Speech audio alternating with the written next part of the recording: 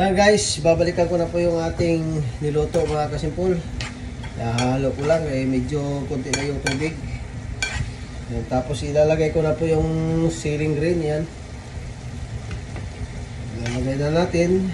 Tamang-tama na maluto na yan.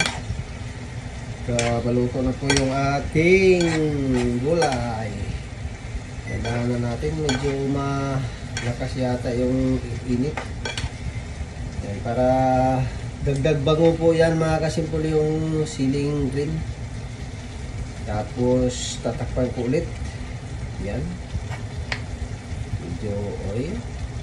Luto na po talaga siya. Ay, tatakpan ko ulit mga kasimpol dahil may tubig pa siyang kunti. Yan. At mamaya luto na po yan mamaya lang mga kasimpol.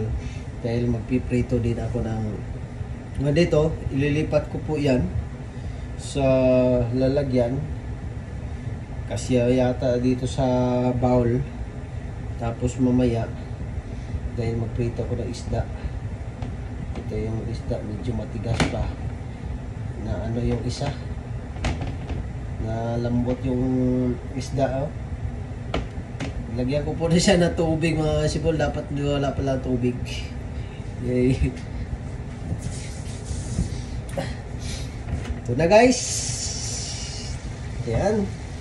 At anuhin na natin to. Hahalo ko lang muna saglit. Sure na ako. Luto na po to mga kasimpol. Yung may pa siya may kunting tubig pa. Yan. Bawas-bawasan muna natin yung tubig na mga kasimpol.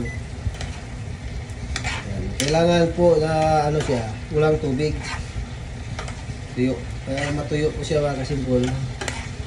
Masarap yung ating gulay. Yan, patatas at saka carrots at saka sayote. O diba?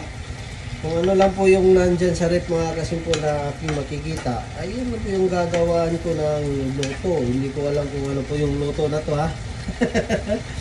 Pero share po ako, napakasarap to mga kasimpol. Carrots, sayote at saka patatas lang.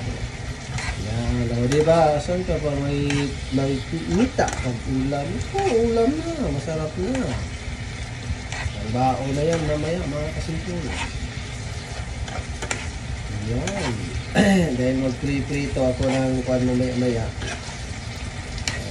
Halo-halo lang natin to mga kasimpol. Dahil mamaya lang, kunti-kunti. Ay, ito na. Ito na po yung ating gulay. Pero kailangan ko po siyang muna yung tubig niya. Kailangan patuyuin natin mga kasimpol para masarap, sobrang sarap. Diba? Nakita niyo naman po diba ano po yung kasarap niya